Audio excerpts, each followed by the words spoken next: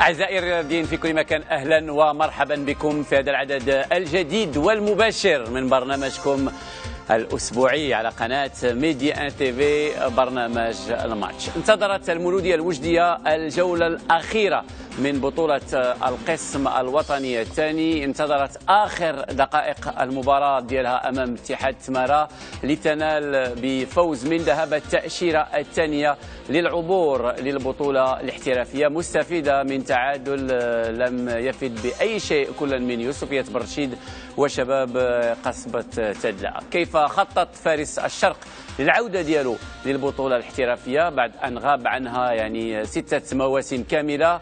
شنو هي الظروف اللي ميزات تحقيق المولودية لهذا الإنجاز؟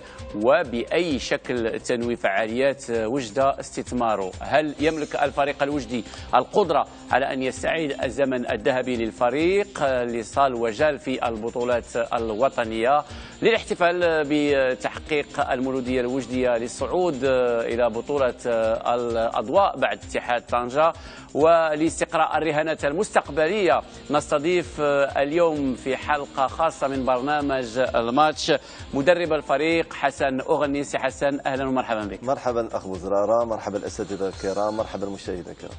يحضر معنا كذلك اليوم مرة أخرى زميلنا محمد السباعي. مرحبا بك محمد. أهلا بك جلال، أهلا بكل السادة الحضور، ببارك للكابتن حسن أغني على الصعود. معنا كذلك الزميل بدر الدين الإدريسي. مرحبا بك بدر الدين. مرحبا بك جلال، مرحبا فؤاد، مرحبا أيضا بالزميل السباعي، وأيضا مرحبا بالإطار الوطني سي أغني، ونهنئه بتحقيقه لصعود مع المولودية الوجدية إلى القسم الذي تستحقه المولودية الوجدية. فؤاد الحناوي، مرحبا بك. مرحبا بك جلال، مرحبا بسي حسن أغني لتلبيته الدعوة مرة أخرى. هنيئا لسندباد الشرق بالتحليق مجددا في فضاء القسم الأول. سي محمد السباعي، أهلا ومرحبا بك، وسي بدر الدين أيضا الصديق الرفيق.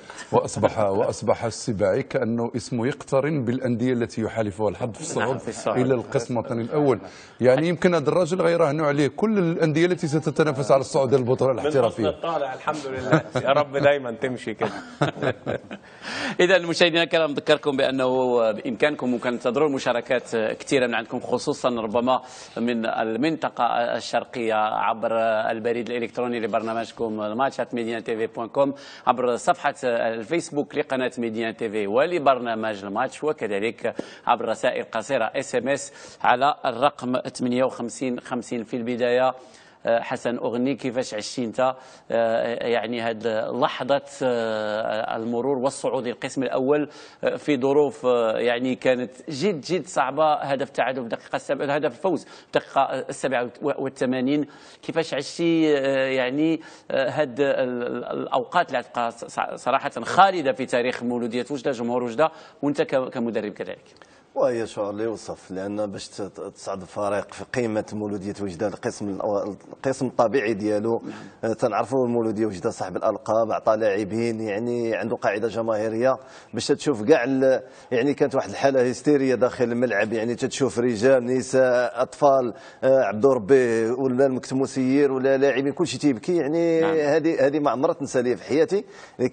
كان دازت في هذه اللحظه مع فريق الطاس، لان كنت بكيت بالحزن، لان كانت مقابله اللي كنا ضيعنا الصعود، الحمد لله ربي جازاني واستطعت نبكي بالفرح، وفي الحقيقه هذا الانجاز لا يقدر بالثمن. نعم، وبعد موسم واحد حققتي ربما هذا الهدف والعوده للفريق بعد 6 سنوات في القسم الثاني. اذا فارس وجده سندباد الشرق المولوديه الوجديه يعود للقسم الاول، عوده يعني تلخص 6 سنوات من المعاناه في القسم الثاني فريق كان يعني له سباق للفوز بالألقاب في مختلف المنافسات كالبطولة الوطنية ولقب واحد لبطل المغرب، وكذلك 4 ألقاب في كأس العرش. مزيد من التفاصيل في تقرير زميل عبد الله الجعفري.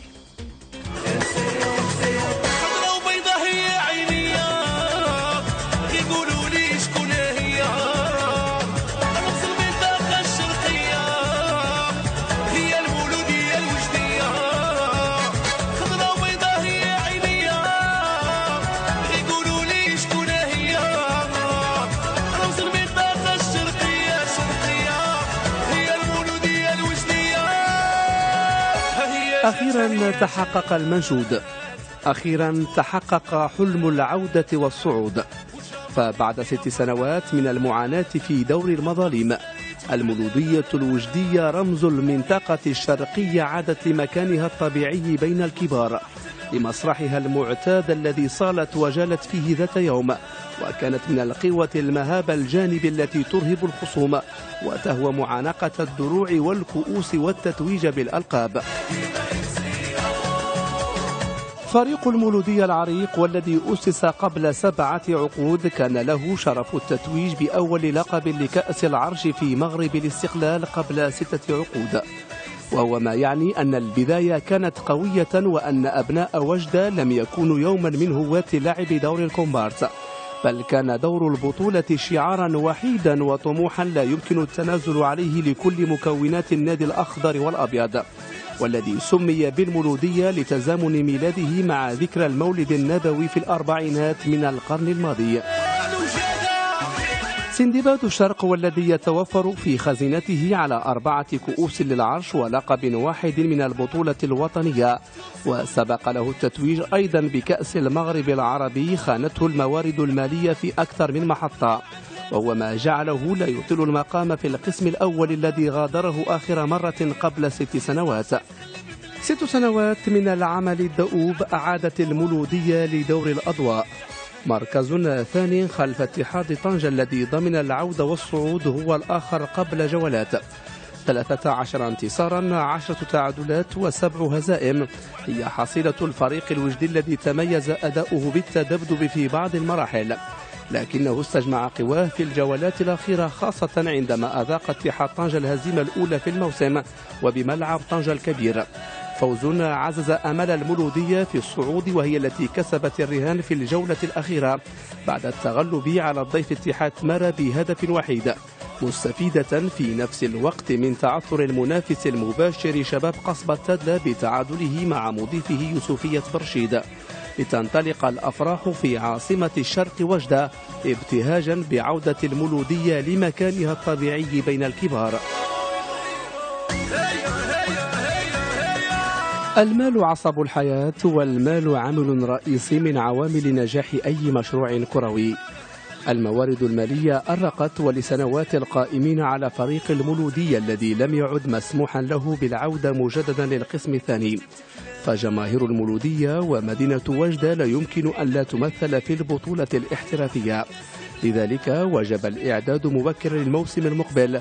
التنافس في القسم الأول ليس سهلا ويحتاج لتضافر جهود كل مكونات المدينة، ليظل سندباد الشرق محلقا في سماء الكرة المغربية ومغردا ديما ديما إمسيو، ديما ديما المولودية رمز المنطقة الشرقية.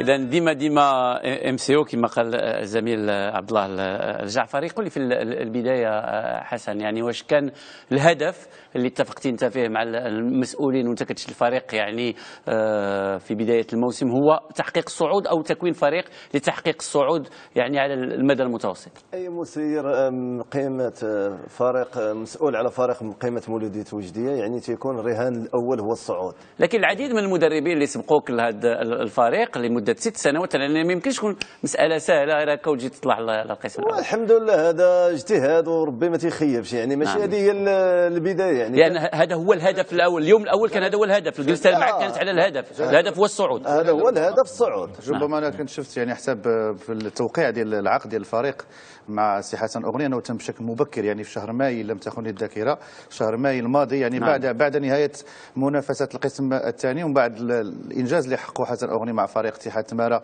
باحتلاله المركز الخامس، فكان سباق ديال فريق مولودية وجدة للتعاقد مع حسن أغني، ويعني حسب تصريحات في ذاك الوقت، حسب تصريحات ديال حسن أغني ولا تصريحات ديال المسيري ديال فريق مولودية وجدة، أنه كان الإعلان مبكرا على أن الفريق كيتعاقد مع حسن أغني من أجل الصعود للقسم الممتاز. ربما هذا ما شفناش مثلا في التصريحات ديال مثلا امين بن هاشم ديال اتحاد طنجه اللي كان في بدايه الموسم كيقول لك انا راه ما راسمش الصعود كمحطه. كاين هذا الشيء ولا كاين؟ لا كاين يعني مقابل اللي كنا لعبنا في النهايه دوري الشالنج، انا كنت موقع عقد مبدئي مع مولودية وجده ولعبت مع الفريق اللي غندربوا فزت عليه. يعني روح رياضيه يعني ما نكذبوش على راسنا. اذا كنت تعاقد مع مولوديه وجديه راه بلا ما تخبي ولا تكذب راه خاص الصعود. الحمد لله رغم كان شحال تيشكك في المؤهله ديالي واش غنجح ولا ما نجحش قبل من لان سمعوا غادي نوقع على هذه ناط واحد الجا وهذه، ولكن ربي ما خيبش. هذه ماشي هي الاولى لان في ديجا صعدت مع الاتحاد البيضاوي لولا خصم 4 نقاط. الحمد لله سنه متميزه مع تمارا ربعانيه كاس العرش والرتبه الخامسه حتى لينا الرتبه الثانيه في الشطر الاول من البطوله لولا بعض المشاكل وكان مكتبين منقسمين، نقص في الامكانيات الماديه. فوز بدوري الشالنج في اول سنه لاول مره بالنسبه للتمارة تفوز شي لقب. الحمد لله هذه السنه راهنا درنا استعدادات مبكره، جبنا لاعبين رغم كان العائق الكبير هي الامكانيات الماديه باش نتعاقدوا مع اسماء اللي يمكن لهم يعطيو الاضافه لهذه العناصر الشابه، ولكن اكتفينا لان بما ان ما كاينش الامكانيات اكتفينا بهذوك اللاعبين.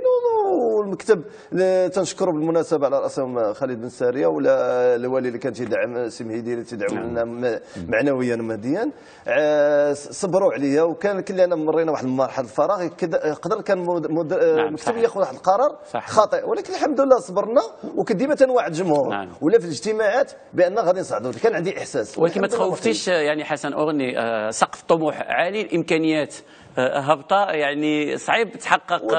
اللي كان الحاجز الاكبر هو الملعب ديال التدريب. ما كانش عندنا ما كانش ملعب اللي نستقبلوا لنا 17 مقابله حنا خارج الملعب ديالنا. ولكن كنا مآمنين بالعمل هذاك العمل اللي تنقوموا به غادي يعطي الثمار ديالو. وفعلا بدليل المقابله الاخيره رغم ما كانش بين يدينا كان تنتظر مقابله ديال برشيد كونتر تادله، ولكن طلبت من اللاعبين على اساس شنو يركزوا ننتصروا حدا حنا الاولين عاد نشوفوا. فعلا راه شتي الهدف جا في واحد الدقيقه اللي صعيب باش الفريق باغي يطلع ويسجل هدف في هذاك الوقت، ولكن الحمد لله هذه مجهودات ديال المكتب وديال اللاعبين والجمهور.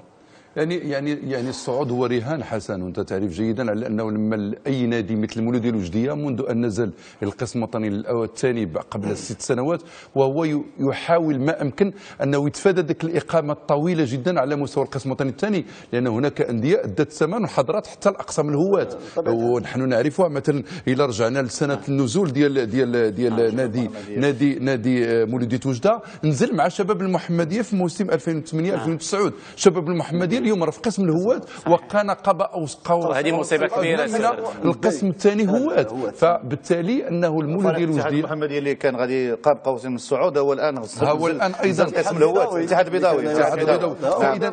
فاذا الصعود كرهان. يعني انت واش اشتغلتي على الصعود كفريق وكمجموعه وكلاعبين بالامكانيات اللي عندك وبالتجربه اللي خدتيها، ولا ايضا كان الصعود ضمن واحد الاستراتيجيه متكامله بنى عليها المكتب المسير ديال المولوديه الوجديه؟ لانه في النهايه ما غنبحثوش فقط على الصعود، غنبحثوا على ان الفريق عندما يعود للقسم الوطني الاول يجب ان يركز المكان ديالو ما بين الكبار، لان كان الهدف هو الصعود. في حد الهدف الاول هو الصعود.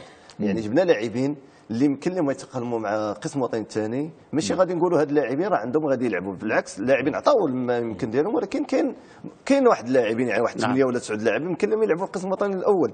ولكن خصنا بغينا نطوروا ونزيدوا ونكملوا ونقدموا واحد الاداء متميز خاص انتدابات تكون قويه، خاص لاعبين اللي انا بما اني انا مدرب اللي دزت المرحله الاولى عارف خاص نقاط الضعف اللي عندي وعارف نقاط القوه. يعني لا عملنا عليها راه يكون ناجح ولا خوف على فريق المولوديه الوجديه. خاص الانسان يكون متفائل، خاص استعدادات تكون انتدابات بكري، خاص استعدادات تكون تهيئه بكري وتكون استعدادات جيده.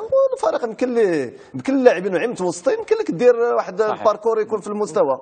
بالنسبه للاعبين يعني شحال كانت النسبه ديال اللاعب الوجدي يعني في التركيبه البشريه؟ يعني واش اعتمدتي لانك ربما بحكم الدرايه ديالك ديال القسم الوطني الثاني قضيتي مواسم سواء مع الاتحاد البيضاوي مع تمارا، يعني هذه الخبره ديالك والسنوات اللي قضيتيها ربما جعلتك تكون واحد الفكره على مجموعه من اللاعبين وتجلبهم للفريق. بطبيعه الحال لان اللي شفنا الفريق مولوديه وجده السنه فريق راه كان قاب قوسين باش ينزل القسم الوطني الاول هوات. يعني بما ان فريق غادي ينزل القسم الوطني الاول يعني غادي تعتمد واحد 3 ولا 4 لاعبين. فعلا داك الشيء اللي درنا، جبنا لاعبين اغلبيه لاعبين من خارج مدينه وجده.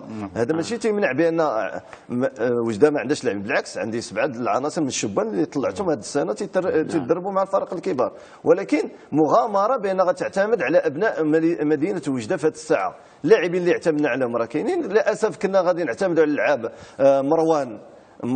مروان دابا اللي تيلعب ارير غوش ديال المغرب فاسي، من عناصر الشابه مواليد 1995 ولا 96 في منتخب الشبان، ولكن اللاعب هذيك العرض اللي قدم ليه النادي ما وافقش ليه بما انه ما عندوش عقد مع النادي، التحق بمدينه المغرب فاسي. ولكن تنتاسف الحقيقه كان يعطينا اضافه كثيره. كاين عناصر من الشبان يعني خاصه الوقت، لان دابا كاين الرهان. كان الرهان شنو هو الصعود. راه الفرق يعني حقق الرهان 100%.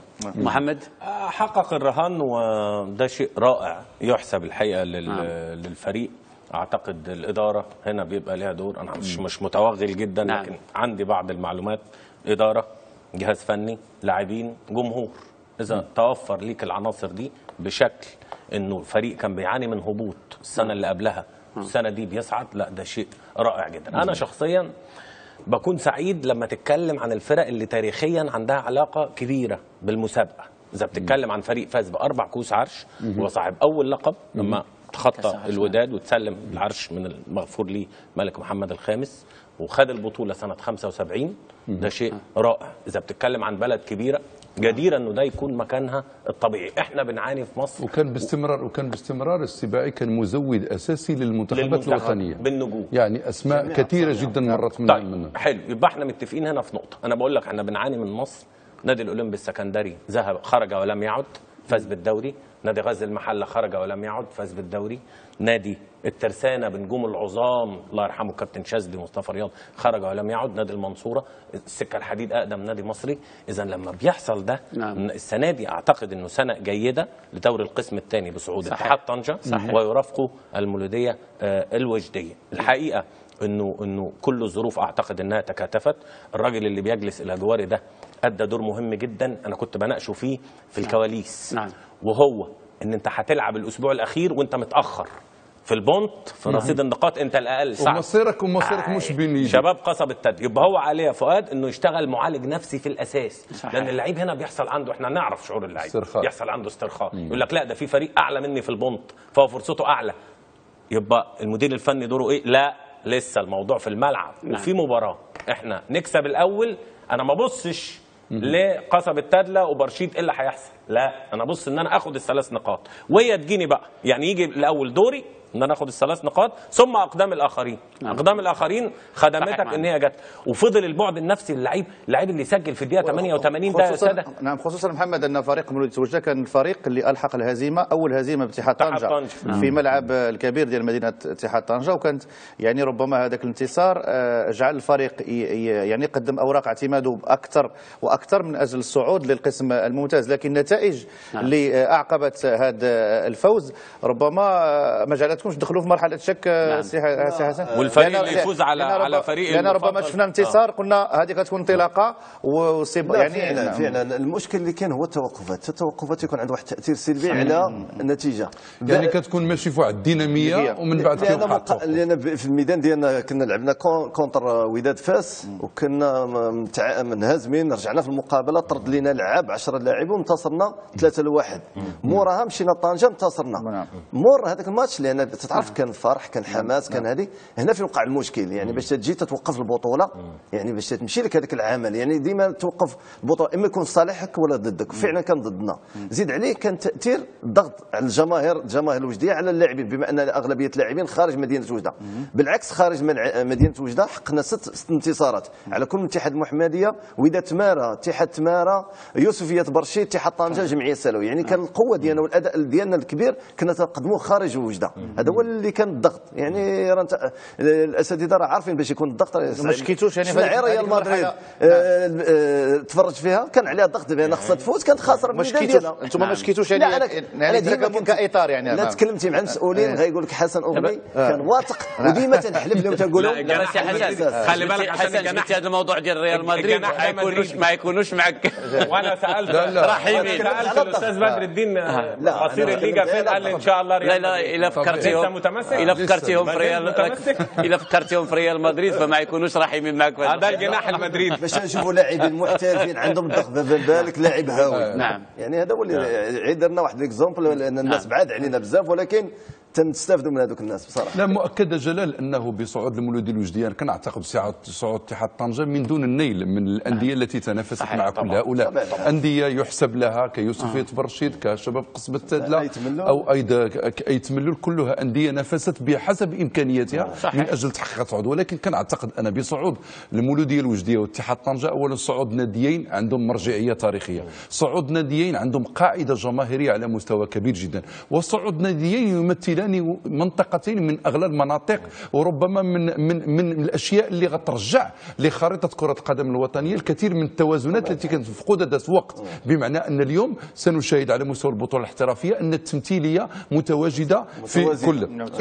انما وانا كنتوجه لحسن اغني، ربما قاسم مشترك مع المدرب محمد ابين من هاشم اللي كان يقود اتحاد طنجه الى الصعود، انكم انتم ايضا عانيتوا من مشكل التشويش. وانا لا افهم هذه القضيه ديال ان النادي يكون ينافس من اجل الصعود وكيكون غادي في واحد الخط مستقيم، ويخرج مدربه في كل وقت ليتحدث عن وجود تشويشات وكذا. ما مصدر هذا التشويش اللي ربما عاشوا حسن اغني داخل المولوديه الوجديه؟ الغريب في الامر يعني قبل ما تبدا المقابله تلقى في المنصه الشرفيه وناس يعني بالسب والشتم قبل ما تبدا المقابله. غريب. يعني كاين ناس مدفوعين وكاين ناس راه تكسب واش كينقص وقيله مع 3-0. المهديه راه هو بالعلم بكل ما وقع، وراه كان دار واحد الندوه صحفيه وهضر على هاد المشوشين وعطاهم انذار على اساس باش يبعدوا من الفريق ولا غادي ياخذ الاجراءات. فعلا كاين ناس مكتب بصراحه من المستوى الكبير، لان باش يصبروا على المدرب مربح الفراغ ونحققوا الصعود، ولكن كاين داخل المكتب للاسف كاين اللي ما باغيش الفريق يزيد.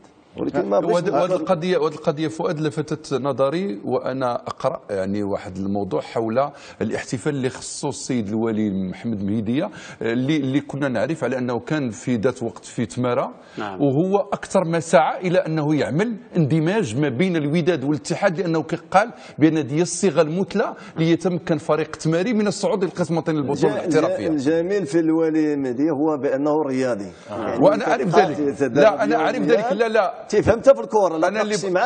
انا اللي بغيت نقصد، وهذا يؤكد كلامك، انه في لحظه الاحتفال هنأ كل الفعاليات بتحقيق المولوديه لهذا الصعود، واللي ربما كان هو طرف مساهم فيه، ولكنه اشار بصريح العباره على ان المرحله القادمه تستوجب، قال جلال، تستوجب ان يتم تطهير المكتب المسير من بعض العناصر المشوشه، بعض العناصر التي لا يسعدها لغايه الاسف ان تحقق المولوديه الوجديه الصعود، وهذا امر مربك ومحير ويضع كثير من علامات الاستفهام. ربما سي بدر الدين هذا يكون عامل من العوامل اللي كتجعل هذه الفرق الكبرى واللي كتواجد في مدن كبرى انها كتعيش هذا المخاض، حيث كيكون هناك صراعات سياسيه، تجاذبات يعني حزبيه باين في بعض الاحيان اللي كتمنع الفرق في المدن الكبرى. وشفنا هذا الشيء احنا عشناه في مدينه طنجه لمده 8 سنوات، فريق اتحاد طنجه يعني بقى في القسم الثاني، فريق مولوديه وجده كيبقى 6 سنوات في القسم الثاني. هذا شيء غير مقبول وغير مسموح به. الفرق اللي كتنتمي ربما المدينتين كبيرتين كوجده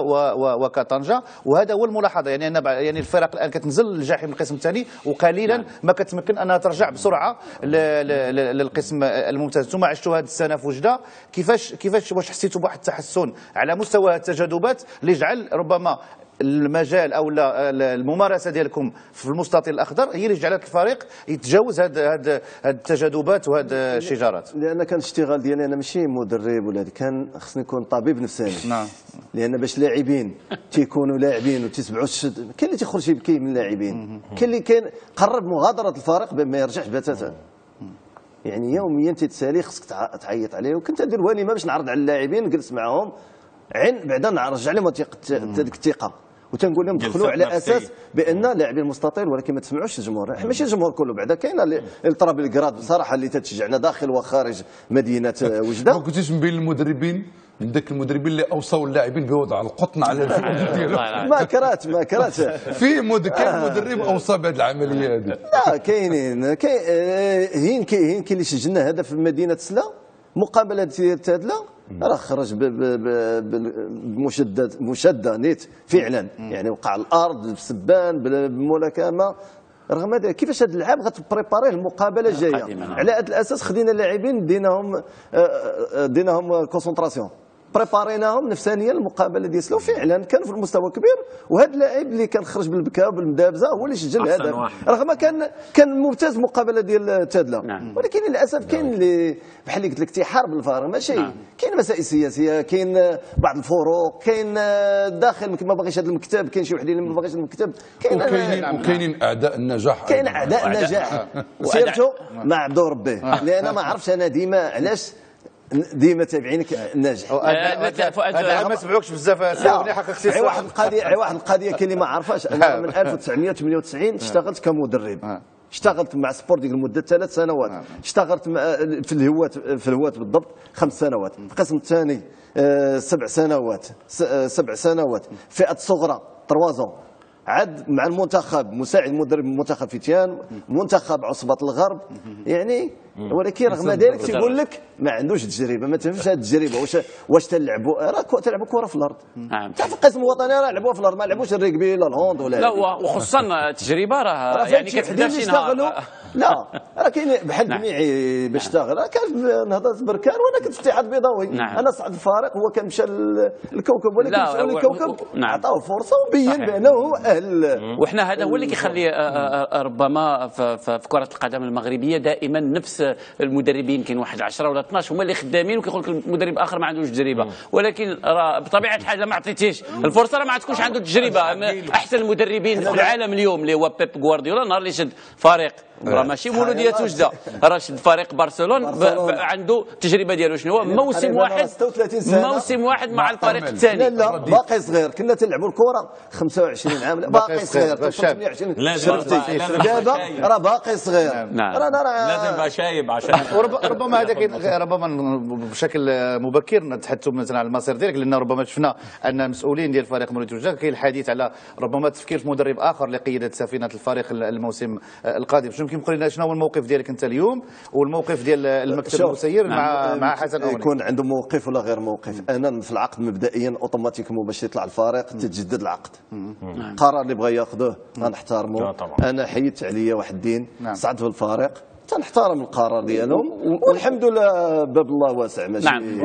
وانت حسن أغني يعني في قرارات نفسك واش اتخذتي انت، يعني بغض النظر على المولوديه الوجديه، لان ربما حتى على المكتب المسير تكون هناك تغييرات كبيره في الانتخابات القادمه والجمع العام، انت في قرارات نفسك واش يعني ستستمر مع الفريق؟ واش اتخذتي القرار ولا كنت ما باغيش تقولوا هذاك حقك؟ واش اتخذتي هذا القرار؟ انا قلت لك هذا المشاكل والتشويش الذي كنت خديت قرار بان ما غنستمرش، ولكن بعد كاين بعض الجماهير اللي دخلوا عندي، كاين اللي تتلاقاني في المدينه تنكون تتمشى لهذه تيلحوا بان نبقى يعني تحدي، وانا تنبغي التحدي. بالعكس ما حدا هذوك المشوشين وراه كاينين، لان حتى المشكل ولينا الجمعيات، اي جمعيه تنرخصوا لهم، يعني خص نحدوا هذه الجمعيات لان ولاو تيشكلوا خطر على المجتمع بالابتزاز ديالهم. تلقى رئيس جمعيه ما خدام ما ردام، جالس في القهوه، كيفاش مجوج والده، كيفاش يصرف على راسه يصرف على هذه، يعني راه كاين هذا موضوع اخر. هذا موضوع خطير، لكنه خطير ومهم.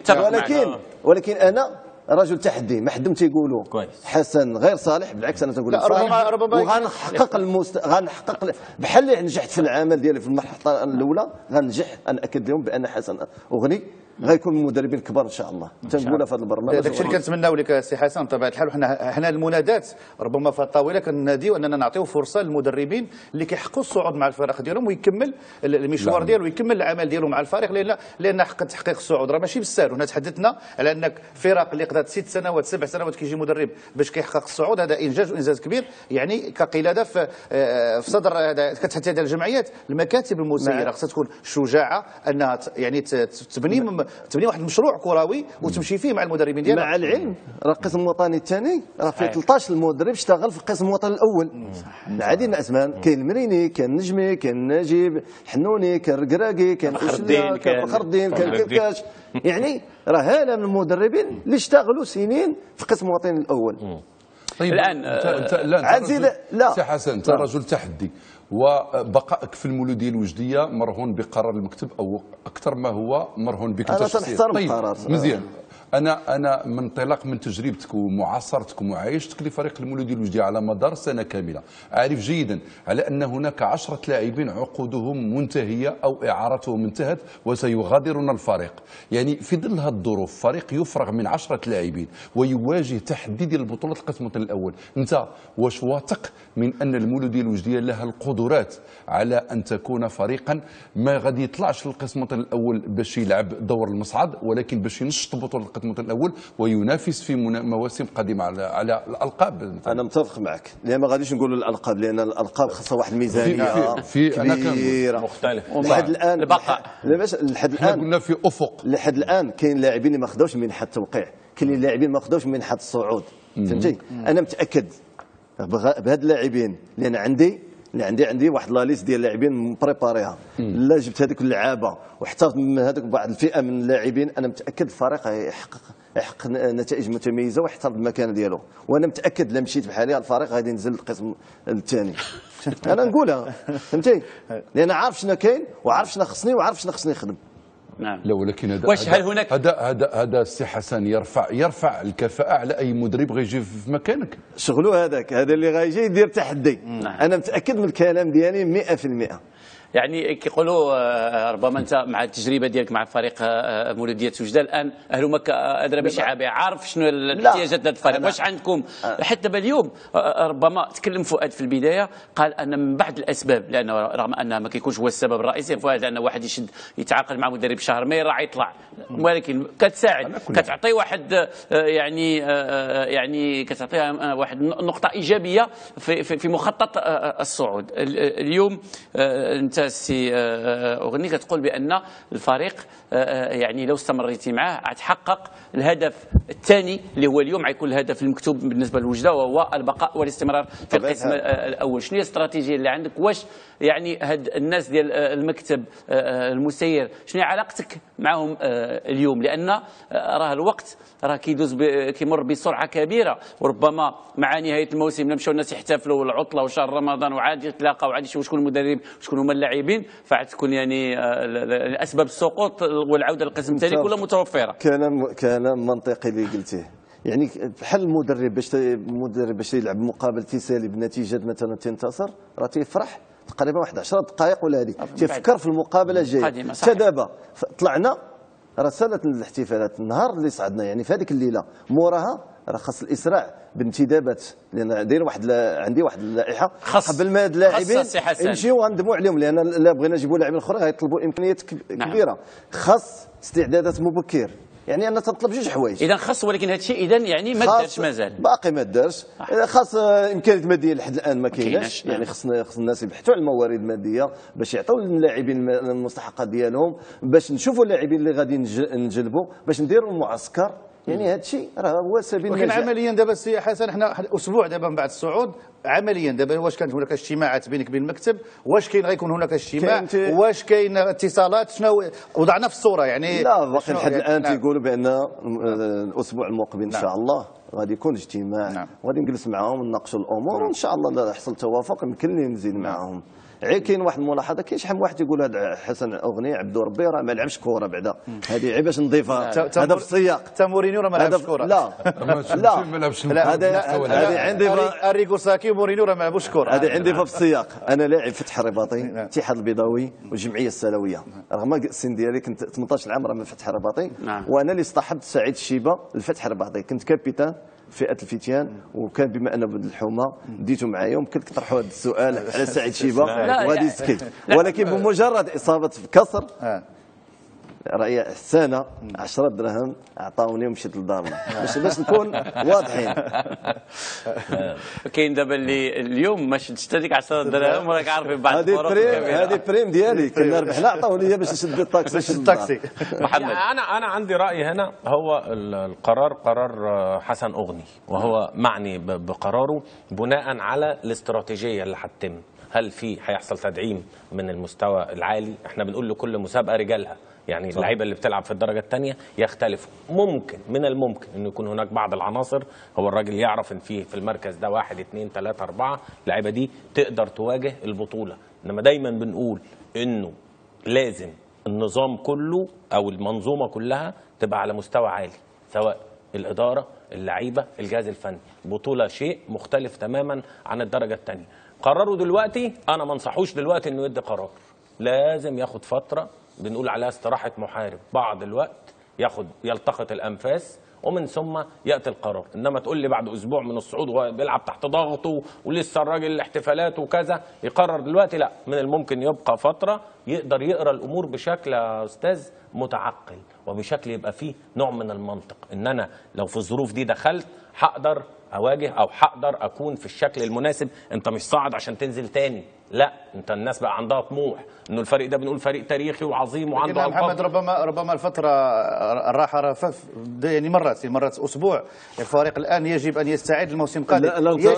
يجب على الفريق انه يحدد الاختيارات ديالو، ربما مع حسن أغني او مع غيره، لان هذا المشكل مطروح بالنسبه للفرق المغربيه، وهو الاستعداد المتاخر لانطلاق الموسم. تحدثت على البدايه ديالو وكانت بدايه مع مدربين اخرين، لكن الان هذه الفتره اللي يجب على اي مكتب مسير انه يتعاقد مع مدرب، انه المدرب ياخذ واحد الفتره ديال الراحه ديال 15 يوم على اساس انه يبدا مع الفريق، ربما بعد يعني في نهايه شهر رمضان انه الفريق يكون بدا الاستعدادات ديالو، لان الموسم كينطلق شهر غشت. فإلا ما كانش استعدادات جيده ومن الان ربما الرهان والانتدابات ومشكل الانتدابات راه ما كاين، السوق راه خاويه يعني، ولو لاعبين يعدون على رؤوس الاصابع اللاعبين الجيدين. وهناك شيء انا كنعتقد اكبر بكثير من حسن أغني، واكبر بكثير من اي مدرب يجي مكان حسن أغني، فيما لو قرر حسن انه لن يمدد ارتباطه بمولودية وجدة. هذا الشيء الاكبر هو ان المولودية الوجدية يجب ان يتطابق مع نظم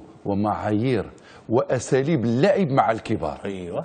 وعندما أقول أساليب اللعب مع الكبار، التطابق من الناحية المادية على وجه الخصوص. يعني الفريق اليوم مطالب بأن تكون له على الأقل ميزانية تسيير تناهز قرابة 20 مليون درهم مغربي، وهذا شيء أقل شيء يمكن يحتفظ به فريق بمكانته ضمن البطولة الاحترافية. غير هذا سيكون هراء ولعب بالنار وحكم مسبق على المولودية الوجدية بالرجوع من حيث أتت في موسمها الأول. وربما هذا الشيء علاش أنا استشفيت من كلام حسن أغني لما قال التحدي، في لما استمريت أنا ممكن يغطي على بعض الفراغات أو الضعف اللي كاين. خاص الامكانيات الماديه باش تمشي الامور. الامكانيات الماديه ما غنطلبوش شي حاجه كثيره، التعاقدات راه ما غتكونش بالنسبه لنا، عرفنا الفرق شحال تتعاقدوا اللاعبين اللي في المستوى الكبير شحال غيتعاقدوا. نعم. كاين لاعبين من الصف الثاني ولكن يمكن لهم يحققوا المبتغى. تنشوفوا اللاعب اللي بارز في البطوله اللي بارز هذه السنه في البطوله الوطنيه هو اسماعيل الحداد ديال الحسنيه. نعم. هذا كنت غنجيبوا المولوديه وجده. معك في اتحاد بيضاوي؟ لا، هو لعب في اتحاد بيضاوي. لا، جا مؤخرا. انا ما لعبش معايا ولكن مشيت تفرج فيه واتفقت معه، وكان باغي عنده الرغبه باش يجي لمولوديه وجده. كان المسؤول ديالهم طلب 20 مليون سنتيم، حنا للاسف ما عطيناش هذاك المبلغ، ما جاش لان ما كاينش الامكانيات في بدايه الموسم باش نعرف. المنحه المجلس البلديه الله خداوها مؤخرا 4 الماتشات المؤخرين، ولكن كنا محتاجين حنا في بدايه الدوري باش يمكننا نجيبوا لاعبين باش نحيدوا. كنا شحال هذه غنطلعوا شي بعد دورات ولا 5 كنا طالعين، ولكن كنا جبنا هذوك اللاعبين اللي كنا واضعينهم. للاسف الامكانيات ما خلاتناش نتعاقدوا معهم. وده ده الاساس اللي انا اتكلمت عليه، اللي حضرتك قلت عليه بالظبط، انه بناء على الوجهه اللي هتحصل او بناء على الاستعداد وتجهيز الامكانيات من الممكن انه ياتي قرار هذا الرجل. انما اذا كان هيعاني او طالع عشان يبتدي يشتغل بقى معالج نفسي نعم. كل مباراه ويقول للعيبه معلش أبداً. وانتوا بتلعبوا عشان خاطر السباعي. وانتوا هتلعبوا عشان زميل خاطر السباعي، اساميكم هذه المقاربه العاطفيه بالضبط لا يمكن ان تصلح مع الكبار مع البطوله الاحترافيه. ربما هذه المعاطفه كتصلح في مباراه مباريات الان. يعني واحد سؤال تقني، شحال كانت الميزانيه ديال الفريق المولوديه وجده في القسم الثاني باش حققت الصعود؟ ما يمكنش تقريبا. لا، هي ما تكونش شتي الفرق كاع اللي فايتين احنا ما نكونوش واصلين لهم. لان اغلى لاعب اللي تعاقدنا معاه 14 مليون سنتيم. صحيح. كاين فرق اخرين اللي 25 مليون. اذا هذا يعني ان ربما وكان كيتكلم يعني بدر الدين الادريسي على الامكانيات الكبيره على 20 مليون ديال الدرهم. انا ما نظنش ان واش كيتشوف بان هناك يعني عند فريق المولوديه الوجديه اليوم الامكانيات انها الطفره، لان هي طفره كبيره وطفره مهمه، لان رجعتوا للقسم الاول لكن هو ماشي هو المبتغى. ربما المبتغى اليوم هو الاستمرار. بطبيعه الحال تنهضروا ديما على الامكانيات الماديه. مؤخرا الراتب الشهري الرئيس تمشى تسلب باش خلص اللاعبين. راه باقي ما خداوش المنحه ديالهم، باقي منحه ديال منحه التوقيع عاد منحه الصعود. كيفاش كتفسروا انتم اربعه عايشين في الفريق، يعني فريق كمولوديه ومدينه كوجده، يعني هي نتكلموا بصراحه. الرئيس اول حاجه اللي اتفقت معاه هو الصالير في الوقت والبريم في الوقت. الحمد لله استجب لي لهذاك كاع هذيك المطالب، وفر لي معسكر في بدايه الموسم، وفر لي في هذا الشيء، لان هذا هو اتفاق. قلت لي 10 الماتشات ندير انا وياك اتفاق، ولا ما نجحناش يمكن لي نفسخ العقد ونمشي بحالي. فعلا نجحنا المرحله الاولى، قال لي هذه عجبته، المهم زدنا في هذا زدنا فيها 10 اخرين. ولكن للاسف كاينه امكانيات، كاين شركات، كاين هذه، ولكن خاص الدعم. راه ما يمكنش دابا راه 0 درهم في الصندوق.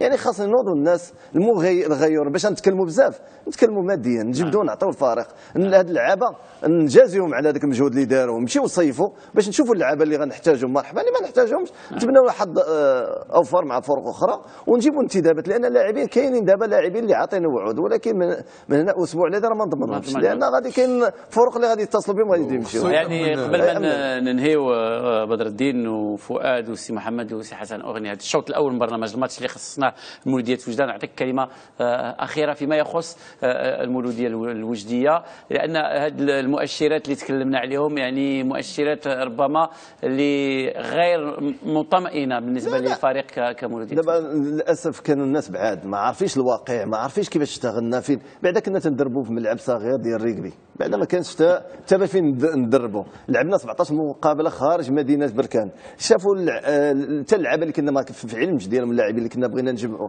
اغلبيه مشاو لطنجه، مشاو لايتملو، مشاو لتادله، مشاو لبرش. يعني كان واحد النخبه جايبين هاد اللاعبين. للاسف الامكانيات الماديه في بدايه الموسم ما ساعدتناش، ولكن الناس جاو حتى الاخر. كاين اللي ما عمرو تفرج في المولوديه حتى الاخر عاد بدا يحكم على الفرقه وما عرفش الظروف كيفاش نشتغلوا، ما عرفش هذه. ولكن الحمد لله تحصل لي الشرف، فرحت هذه المدينه، ونتمنى عاوتاني افراح اخرى، لان فريق مولوديه فريق عريق، واللي عنده الغيره يعاونوا ماديا ماشي بالهضره. بارك الله بالهضره، بغينا نشوفوا هذاك الشيء ملموس. بركه من الهضره، صح؟ بركه من الهضره، هذه كتعجب محمد. السباعي خليكم معنا لان الهضره باقه في الشوط الثاني ديال برنامجكم، برنامج الماتش والحديث حول يعني نتائج الدوره 28 من البطوله المغربيه، وفريق الوداد اللي اقترب بشكل كبير من لقب بطل المغرب. نلتقي بعد لحظات قليله، خليكم معنا. مرحبا بكم اذا المشاهدين الكرام في الشوط الثاني من الماتش. اليوم خصصنا الشوط الاول لمولوديه وجده، وهناك العديد من المشاهدين الكرام اللي يعني بعثوا برسالات تهنئه لفريق مولوديه وجده ولمدربه حسن أغني. جمال من طنجة كيقول مبروك لفارس الشرق الصعود، وحظ سعيد لفريق الرجاء في المنافسات القاريه. بوخريس من الراشديه الجيش الملكي قدم أسوأ موسم في تاريخه. جواد السهلاوي من أرفود، هل المولوديه ستقول كلمه الكلمة ديالها، أما أنها ستسير على خطى فريق الخميسات. مراد من البيضاء: أرجو من الوداد اللعب بجدية مع الحسنية لضمان البطولة. مبروك وألف مبروك للمولودية الوجدية، يقول حميد من مدينة تطوان. نبيل من تونات: مبروك لاتحاد طنجة العودة لقسم الأضواء، وكذلك لفريق المولودية الوجدية. هنيئا لفريق المولودية الوجدية. هناك العديد من المشاهدين الكرام إذن لكي يهنئوا فريق المولودية الممثل اليوم في بلاطو برنامج ماتش بالمدرب ديالو حسن أغني. الدورة 28 من البطولة المغربية، ربما فريق النادي القنيطري يعني أهدى هدية الموسم لفريق الوداد البيضاوي بعد انتصاره اليوم ب2-0 أمام أولمبيك خريبكا. الآن 6 نقاط يعني كتفرق ما بين الوداد وفريق أولمبيك خريبكا، نقطة واحدة يعني اللي كتفرق فريق الوداد في مباراتين للفوز باللقب. حسن أغني، يعني كيفاش جاتك هذه النتائج اليوم فيما يخص يعني الوداد وأولمبيك خريبكا؟ فريق الوداد البيضاوي فاز طبيعة الحال على أولمبيك أسفي، ويعني فريق أولمبيك خريبكا اللي كان يعني قريب من المنافسة ديال المنافس إلى آخر الدورات، فريق الوداد البيضاوي في هذا اللقب وسباق اللقب البطولة الوطنية. وبالنسبه للوداد يعني قام بعمل متميز هذه السنه، جاب مدرب مستوى من العيار الثقيل، عنده اجانب في المستوى الكبير، عنده قاعده جماهيريه اللي ليس لها مثيل بصراحه. دار واحد الباركور اللي في المستوى. بالنسبه للخريبكا نشوفوا السنه الفارطه كان قاب قوسين باش نزول القسم الثاني، هذه السنه سنه متميزه، كان مطارد مباشر. اسوء مقابله هي كنت شاهدتها اليوم اللي جرى كونتر النادي القنيطري. هذا هل ربما الضغط ديال ديما راه الضغط، لان كان على علم مسبق بالنتيجه، كان محكوم عليه باش ينتصر، والنادي القنيطري كان عليه خلينا مع الوداد البيضاوي. احنا كنشوفوا الصور فريق الوداد والفرحه بالفوز. كان هناك انتقادات كبيره للمسؤولين على الوداد، التعاقد مع مدرب يعني شيخ توشاك اللي ما كيعرفش يعني طقوس كره القدم المغربيه. الناس قالوا توشاك جا المغرب باش يتشمش وباش يدوز العطل ديالو، فشنا يعني غير جلد فريق الوداد. فريق الوداد صحيح انه يعني جاب العديد من اللاعبين ويعني اعطى كل الامكانيات،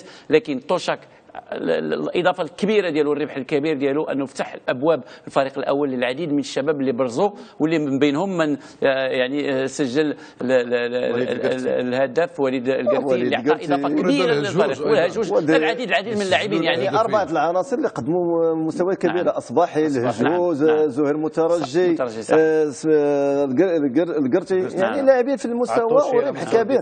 هاد العناصر كلها في المنتخب الاولمبي، كانت الشبان منتخب اولمبي. يعني إذا هذا مدرب أجنبي وأعطى يعني للفريق ديالو لاعبين اللي يستثمر معهم ويبقوا معاه لمدة 10 سنوات، لأن لاعبين شباب. يعني احنا راه حاطين على الهضره، راه جيب غوارديولا يقول لك ما تفهمش كره مغربيه، بحال الكره المغربيه غنلعبوا الباسكيت ما نلعبوش الفوت، راه تلعب كره في الارض.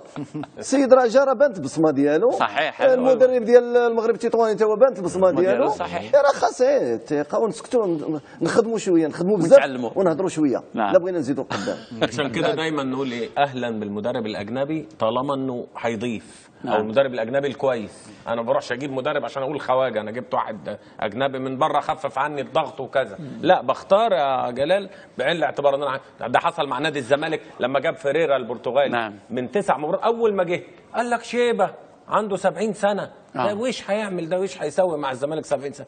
عنده جهاز معاه وهو الكوتش، هو بيظهر في النهايه يوضع خطه المباراه ويختار اللاعبين المناسبين. وقدر من 9 مباريات فاز 8 فؤاد وتعادل مباراه واحده. التعادل كان الوحيد هو مباراه القاهره مع الفتح الرباطي، وفيما عدا ذلك والزمالك هو المتصدر. انا بربط بس بده لان عايز اقول لك انه احيانا احنا يعني سريعين في الحكم، نستبق احكام سريعه زي ما اتكلمنا على توشاك. الوداد ربما اللي لاحظنا ان توشاك يعني بالنسبه للتركيبه البشريه وبالرغم من الانتدابات اللي قام بها الفريق، لكن الى شفنا ربما تقنيا انه غير فقط وجه وسط الميدان. يعني المدافعين كنشوفوا رابح والعمراني كانوا السنه الماضيه، وسط الميدان ربما وليش تحول كبير مع قدوم النقاش والسعيدي وايضا اقحام الاصباحي كلاعب اساسي. ربما هذه التغييرات بالنسبه للهجوم هناك الثلاثي الافريقي اللي كان ديجا يعني الموسم الماضي اللي هو كوني ويعني اونداما وكذلك ايفونا. اذا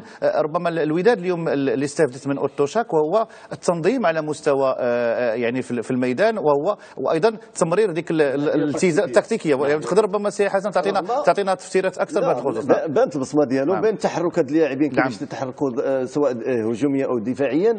رغم ذلك باقي عندهم خلل فريق الوداد سيرتو في العمق الدفاعي. يعني باش نشوف فريق الوداد قوي وينافسنا، انا ما بغيناش في البطوله الوطنيه، بغيتو نشوفوا في الافارقه حتى هو يفوز بعصبه الابطال ولا هذه. خاصو يعالج المشكل العمق الدفاعي لان غيلقى مشاكل كثيره في الاقصائيات الافريقيه، وخصوصا كذلك بعد المشاكل اللي عانى منها فريق الوداد هذا الموسم في حراسه المرمى. لكن الوداد يعني حراسه المرمى الجانب اللي يخص حضرتك يعني. صحيح محمد، لكن تعاقد مع الحارس ديال الدفاع الجديدي زهير العروبي. اذا الوداد الان يعني على بعد نقطه واحده، يمكن نقولوا يعني 99.9% بان فريق الوداد انه ضمن. مبروك، انا نقول من دابا للجمهور الودادي مبروك البطوله بصراحه. وهذه ما تخوفش من مفاجات السي حسين، لان الفريق يلعب امام حساسيه كثير. كنعرفوا صعوبه اللقاءات، ربما احنا يعني كما ذكرتوا 99%، ولكن هناك لقاء ديال فريق الوداد امام حساسيه اكادير كنعرفوا الصعوبه اللي كتوجدها الفرق الكبيره في مدينه اكادير. ثم الفريق اولمبيك كوريبا يواجه في الملعب ديالو المغرب الفاسي. يعني هزيمه الوداد امام الحسنيه وانتصار اولمبيك كوريبا في الدوره القادمه غيخلي اللقاء اللي غيجمع الفريقين الوداد والاولمبيك كوريبا. وربما هذا الشيء اللي ما كيرغبش فيه ربما فريق الوداد، انه باغي يخلي اللقاء الاخير امام اولمبيك كوريبا لقاء احتفالي وليس لقاء تقرير المصير في هذه البطوله. يعني وهذه النقطه بالذات لابد ان يحققها الوداد امام حسنيه اكادير ليتوج بشكل مبكر بلقب البطوله، على اعتبار انه في خلال هذه الدوره كسب 3 نقاط اضافيه واصبح يبتعد على اولمبيك خريبكا ب6 نقاط كامله. اولمبيك خريبكا اللي ربما غادي يبقى له في مقام ثاني ان ينافس على البطاقه التي تخول لصاحبها المشاركه في عصبه الابطال الافريقيه. انا كنعتقد على ان الجوله 28 اعطتنا متناقض كبير جدا، يمكن وضحت الصوره على مستوى صدر الترتيب، وغتخلي ربما مباراه الاولمبيك خريبكا امام الوداد في مركب محمد الخامس بالدار البيضاء اللي غتختتم البطوله الوطنيه يوم 24 او 25 ماي الا ما خانتنيش الذاكره، غتخليها مباراه شكليه احتفاليه فقط، في حين انها عتمت الصوره تقريبا على مستوى مؤخرة الترتيب. لأنه كنا نعتقد ذات وقت أن 31 و 32 نقطة تعطي لصاحبها الحق في الاستمرار في بطولة القسم الوطني الأول. اليوم كنعتقد إلى مشات المباراة ديال الجيش الملكي، وأيضا كنظن الجيش الملكي غادي يستقبل شباب الحسيمة. نعم. إلا مشى الجيش الملكي ما ربحش هذه المقابله غتولي 34 نقطه من صعب جدا ايضا هي اللي يمكن تخلص اي نادي من النزول. وربما هذه حاله فريده ما تعودناش نعيشوها في المواسم الماضيه. يعني قبل ما نستمروا في الحديث حول يعني الفرق اللي تعاني في يعني البطوله المغربيه في اسفل الترتيب، خلينا مع فريق الاولمبيك خريبكا لان خصنا نعطيوه حقه. تكلم عليه السي حسن، ونبقى لنا فريق عانى حتى الدورات الأخيرة في الموسم الماضي قبل ما يعني يتمكن من البقاء. اليوم يعني هذا الموسم مع الاستمرار مع نفس المدرب تمكن يعني أنه يلعب أدوار طلائعية، وأعطى يعني المدرب العجلاني المدرب التونسي، وأعطى يعني واحد خلى الفريق الوداد يتعذب قبل ما يفوز، يعني يفوز بهذا اللقب في ظل يعني معاناه الفرق الاخرى كالرجاء كالمغرب التطواني كالجيش الملكي، ونتكلموا عليهم من بعد. وهذا لاش راجع الاستمراريه. يعني المدرب عجلاني اشتغل سنه فريطه، يعني عرف مكامن القوه، عرف مكامن الضعف. صلح هذاك المكامن، راه الحمد لله قدم سنه متميزه. لحد الان راه باقي هو المطارد المباشر، يعني تيتسنى اي تعثر الوداد البيضاوي باش ينتقد، يزيد يحسن المراتب ديالو. يعني هذا الشيء تنقول لك الاستمراريه والثقه اللي وضعوه في المسؤولين في وخصوصا ان فريق حقق بواحد النسبه كبيره مئويه كبيره الهدف ديالو وهو المشاركه في دوري ابطال افريقيا الموسم القادم، لان عنده 6 نقاط على فريق المغرب التطواني اللي يعني بشكل شبه رسمي انه ضمن انه الرتبه الثانيه والمشاركه في دوري ابطال افريقيا. ولا قياس عند وجود الفارق جلال بين الامكانيات اللي رصدها فريق الوداد والامكانيات اللي مرصوده الفريق اولمبيك خريبكا من الناحيه الماديه. كنعرفوا ان فريق اولمبيك خريبكا نقطه الوداد كتكون اغلى، نعم شويه زايده ثمن كتسوى 40,000 درهم. علاش؟ لان فريق اولمبيك خريبكا كنعرفوا كيفاش انه كينتمي لمؤسسه محتضنه اللي كتشرف على الفريق، وكنعرفوا الفريق ما عندوش امكانيات كبيره ولكن عنده واحد الحاجه مهمه وهو التنظيم، فريق منظم. هذا الشيء اللي بغيت نتحدث عليه، لان الفريق عنده الاستقرار على المستوى المادي. اظن بانه ما منعش ان الفريق يعاني، عنده اداره هذا ما منعش انه يعاني، المحتضن هو اللي سهر عليه في الاداره. ولكن سي حسن الفريق ما يمنعش انه عانى الموسم الماضي، يعني كنا نتحدث يعني انه باش يبقى في القسم الممتاز يعني صحيح. ولكن ربما الفريق رجع للاساس ديالو، وهو النظام، رواتب تؤدى في الوقت، وان كانت ربما رواتب لا تصل الى الرواتب التي تؤديها فرق اخرى تحتل يعني مراكز في وسط الترتيب دون ذكر اسماء الفرق. يعني فريق منظم وفريق اللي يعني يعتمد على يعني الحنكه ديال المدرب العجلاني، وكل اللاعبين كيتحدثوا عليها. نعم واحد المساله، راه ماشي المدرب هو اللي تيدير مكتب، راه مكتب كاين اللي يدير مدرب وكاين اللي يدير لاعبين يدير نادي بحسن التدبير ديالو للفريق. وهذه النقطة علاش تكلمنا لما كنتيروا عملية المدرب الأجنبي أو الكفاءة الأجنبية التي تأتي من خارج المغرب. هذه الكفاءة الأجنبية بكل حال من الأحوال، بأي حال من الأحوال لا يمكن أن تنجح إلا في إطار واحد المناخ رياضي قوي جدا. يعني توشاك لا تجيب مدرب أجنبي مدرب كبير ولاعب ما مخلص راه ما عنده يصلح لهذاك المدرب. توشاك ربما لو كان جا في ظروف غير الظروف اللي جا فيها اليوم الوداد ما كانش ممكن ينجح، مثل ما نجحش مثلا المدرب اللي قبله اللي كان درب النادي بينيتو فلورو مثلا اللي مر واحد المرور كان في بين سيرخيو لوبيرا ايضا لقى الضمانات الكامله للعمل بطريقه جيده. الاولمبيك خريبكا ما نساوش بانه عانى في الموسم الماضي من العديد من الاخطاء على مستوى التدبير الداخلي، بحيث نقاط كثيره تمت فقدها الفريق نتيجه اخطاء اداريه. فاذا عدم استقرار حتى على مستوى الاداره التقنيه. كنا كنتذكروا بالنسبه للمدرب المريني اللي كيفاش غادر الفريق، كيفاش تم تغيير مدرب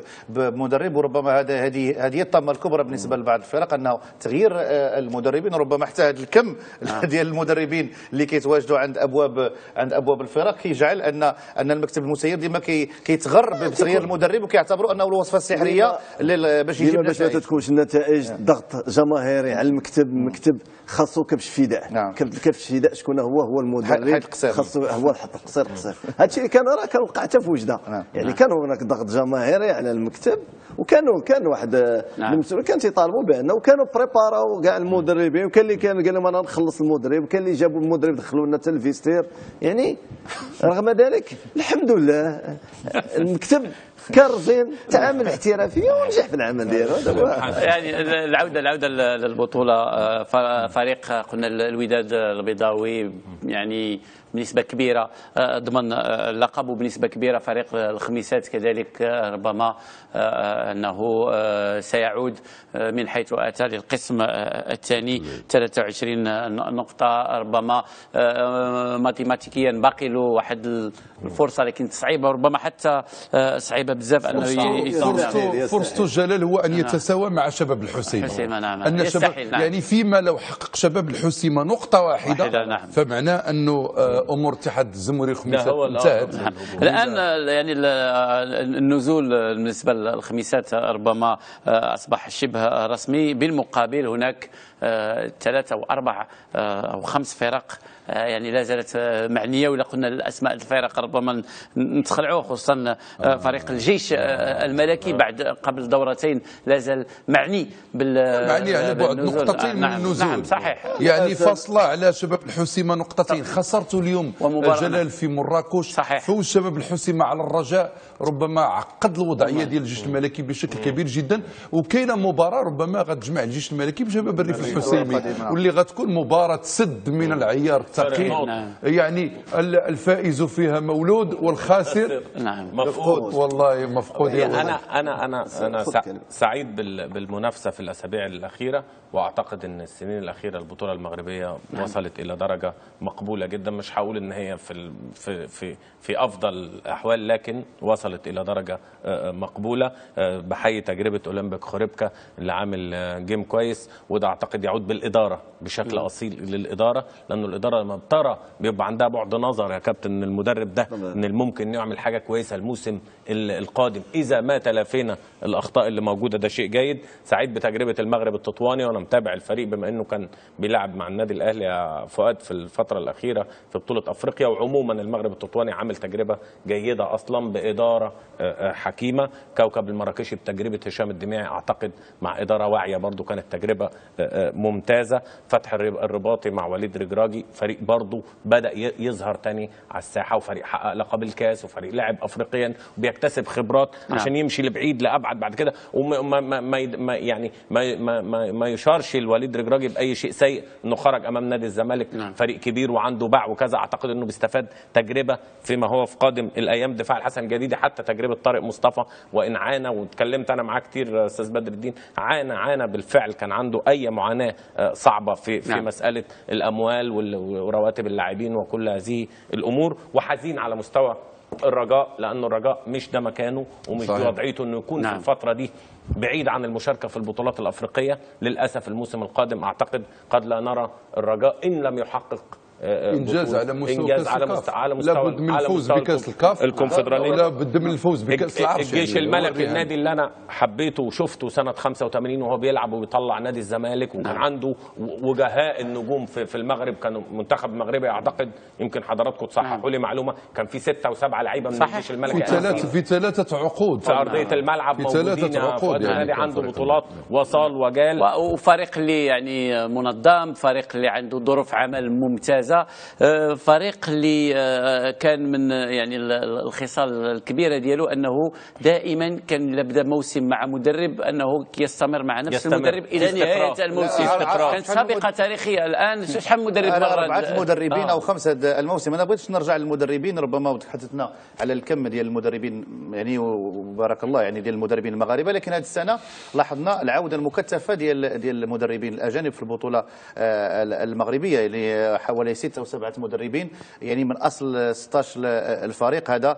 ربما يعني حوالي 30 الى 35% ديال المدربين توشاك يعني في فريق الوداد، لوبيرا في المغرب التطواني، شفنا المدربين روما في الرجاء، المدربين التونسيين الزواغي وكذلك العجلاني، طارق مصطفى وقبله حسن شحاته. يعني هذا الكم ديال المدربين يعني شفنا انه للاسف انه ربما باستثناء توشاك المدربين الاخرين ما عطاوش يعني والعجلانيين المدربين الاخرين يعني ما عطاوش ربما ما كان منتظر منهم في هذا البطوله سي حسن. وربما هذا تساؤل. نتكلم عن الجيش، عاد نرجع لك للموضوع الثاني. بالنسبه لفريق الجيش فريق كبير عنده كاع الامكانيات النجاح، يعني ما فريق الجيش ما مسموحش ليه باش يفوز بالبطوله. تنقولها لا هو لا رجاء يعني خصهم يفوزوا بالبطولات الافريقيه يعني جميع الظروف. القمه ديال فريق الجيش ديال الجيش الملكي كانت في التسيير ديالو العقلاني. يعني لا يعقل باش ندير 4 المدربين، الواحد اللي ما كانش يغير المدرب هو فريق الجيش الملكي. فريق الجيش الملكي نجح بلاعبين اللي جابهم من القسم الثاني. في قمه الكره في الثمانينات تنشوفوا تيمو من اتحاد توارقه، الغريس من العريش، بودرع من اتحاد طنجه، هيدامو من نجم الشباب، رموكي من رجاء اكادير، حميد من سيدي قاسم، المريس من مولوديه مراكش، حسينه حتى هو من نجم مراكش ولا ما هذه. يعني هذا الكم عبد الرزاق خيري من الهلال الرباطي. صحيح. يعني عقلانيه الناس كانوا يعني شفنا ما كانش كيشري اسماء بل كان كيكون لاعبين. ما فهمتش شنو وقع للجيش اللي باش لان ولا مهدد، راه كارثه لسقط فريق الجيش الملكي. اما بالنسبه للمدرب الاجنبي احنا تنشوفوا مسؤولين وضعوا الثقه في الشباب مغربي. كاين دميعي اللي صعد الفريق من القسم الثاني. رغم كذلك الضغوط الكبيره اللي على الدميعي ولا على المسيرين ديال الفريق، رغم ان هشام الدميعي يعني شاب اللي ابان ماشي زعما حيت وحنا هذا الشاب ما بقاش يخدم، شاب امكانيات متواضعه بلاعبين متواضعين وحتى المراتب متقدمه. شفنا وليد الكراك في الموسم ديالو غادي في ما عندوش تجربه حتى واحد ما عنده تجربه، لان المدرب خصهم يديروا لنا السن ديال هذا اللاعب المدرب الشاب، واش 35 واش 30 باش نعرفوا باش نعرفوا وخصنا نديروا واحد بالموستاج كبير باش شويه مشياك عاد خصنا نعملوا واحد المقياس جديد، واحد العبار جديد، يعني كاين الكيلوغرام وكاين المليلتر. خصنا نوجدوا وحده قياس باش نقيسوا هذه التجربه، ولكن ولما يجي المدرب نعبروا حنا غنرجعوا من المسير. لا شفنا الورزازي راه واقيلا في لاج ديال الدميعي، صحيح. لا شفنا رئيس الفتح حتى هو في لاج صغير، يعني حتى الشباب حتى يكون رئيس صغير يتبنى فكره يتبنى تجربه. تنشوفوا في اسبانيا راه اغلبيه كاين 36 عام 37 يعني صغار منا راه تيضربوا في بطوله عالميه، فما بالك بطوله مغربيه. نعم. يعني لويس انريكي مدرب فريق برشلونه احتفل بالامس 45 سنه، ولاعبين يعني كينتهيوا من المشوار ديال الكروي ديالهم كيدخلوا يشدوا الفروق الصغرى، وهذه مساله جد طبيعيه. حنا في المغرب كاين بعض المدربين اللي صراحة أنا في ميدان كرة القدم دابا تقريبا 28 سنة كنعرف نفس المدربين راه مازالين خدامين، ورغم أن كرة القدم تطورات بشكل كبير، وربما كاين بعض التقنيات اللي ما مدخلينهاش. نضيف لك عبدو ربيه من 1998 بديت المشوار ديالي التدريبي. يعني شوف هذه المدة من 1998 بديت فئات صغرى، بديت في الهوات، بديت في الدوزيام ديفيزيون، يعني ما سبقش الاحداث. راه كاين انا يعني 16 عام وانا كمدرب، يعني انا عندي تجربه على مدربين اللي دابا في القسم الاول. ربما انت عشتي في هذا الميدان. انا كنعتقد ملي كنتكلموا على التجربه هي القدره على ان يلعب المدرب ادوار ليست مناطه به بشكل طبيعي. ما معناه انه لما كنتكلموا على انديه اوروبيه محترفه تدار بنظام المؤسسات، ياتي المدرب باش كيلعب الحلقه ديالو اللي موضوع عليه، لا يتعداها. المدرب في المغرب وانت ربما تكلمت على خصك تلعب دور المعالج النفسي، خصك دير الوجبات العشاء باش تطرب بالصدع، خصك طيب كذا. فاذا المدرب علاش الناس كيقولوا خصنا مدرب عنده تجربه في اداره واحد الاشياء اللي هي لا علاقه لها بكره القدم. المسيرين خص المسيرين يعملوها. لما كنوضعوا نادي ويسير بنظام المؤسسه وكيكون وضع استراتيجيه فيها مراحل متعدده، انا هذا كيكون من سهل جدا اننا نمروا من المرحله الاولى. هذه غادي ارجع لك الفروق المؤسساتيه اللي كانت في المغرب. نعم. كان فريق جمعيه الحليب اللي حقق القاب وكان مستويات كبيره، هو الفضل ديالو رجع، لان كنا شفنا فريق الرجاء كان نزل الاداء ديالو، كان غادي يطيح حتى هو للدوزيام ديفيزيون، جلب هذوك اللاعبين عاودوا تعاقد مع الاندماج. كنا شفنا القرض الفلاحي، كنا شفنا مع جمعيه يعني فروق. خصنا نرجعوا لهذه المؤسسات، يعني خاص المؤسسات باش يمكننا نزيدوا القدام.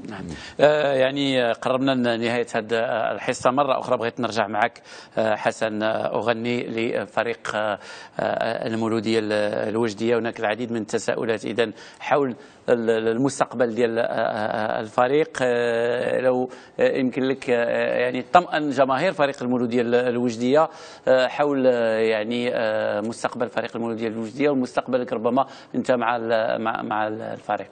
اول حاجه نتكلم على المستقبل المولوديه الوجديه. اول حاجه خصنا الاسراع بتوفير الموارد الماديه. من خلال الموارد الماديه يمكن غادي يديروا تعاقدات، يديروا معسكر، من بعد نوفروا هذه الامكانيات الماديه، ومن بعد نناقشوا واش عبدو ربي ولا غيره اللي غيشد الفريق. نعم.